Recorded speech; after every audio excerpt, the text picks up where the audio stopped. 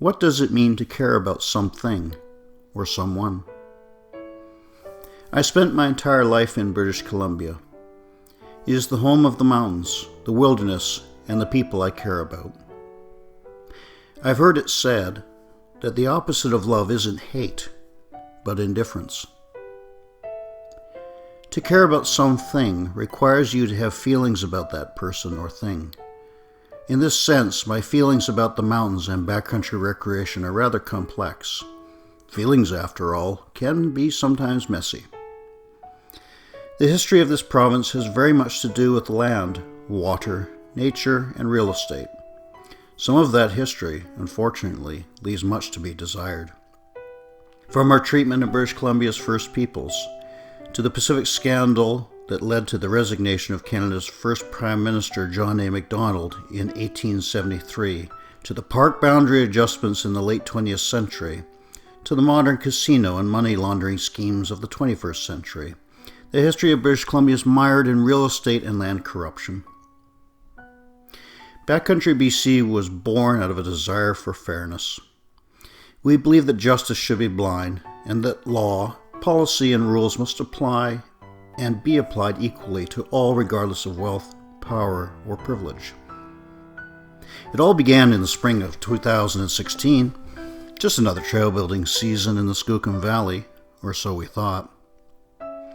In our efforts and desire to restore an old trail, the powers that be in government were displeased with our volunteer efforts and used the bureaucratic sword of Damocles to strike us down based on numerous untruths.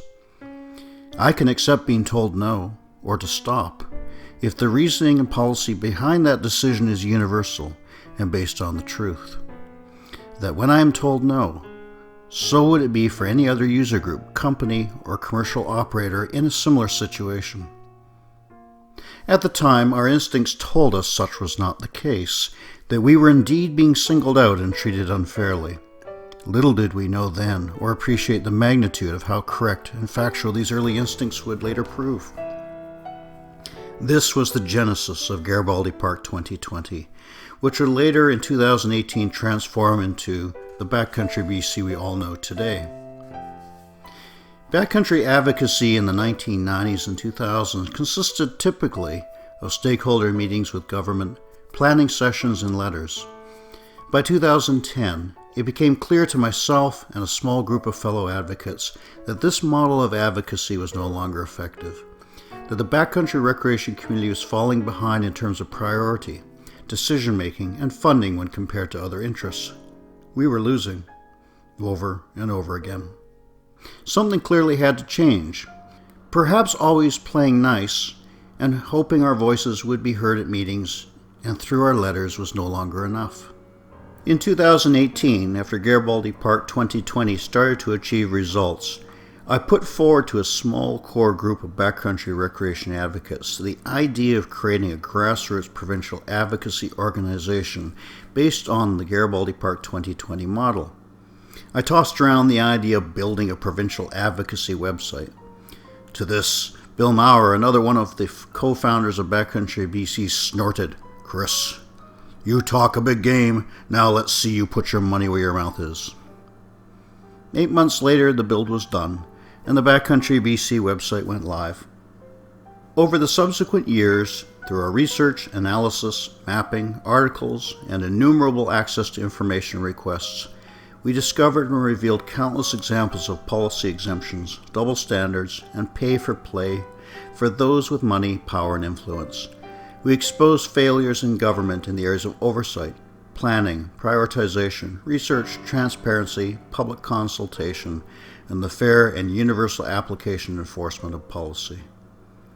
Simply put, on multiple occasions we witnessed and exposed one set of rules being applied and created for the backcountry enthusiasts and general citizenry, and another being applied and created for corporations and those in government. I believe that backcountry recreation and conservation values are complementary and can coexist with one another in a symbiotic way. I believe that we all have just as much right to access and to recreate in our parks and public lands, whether we are poor, wealthy, or associated with a corporation. I believe in opportunity for all, in trails, in wilderness, and that we should not have to purchase a pass from a resort in order to enjoy a wilderness hike, climb, or ski tour in the backcountry. As Backcountry BC, we don't need you to always agree with us, but we do hope that you will reject indifference and choose to care, experience, think, engage, write, share.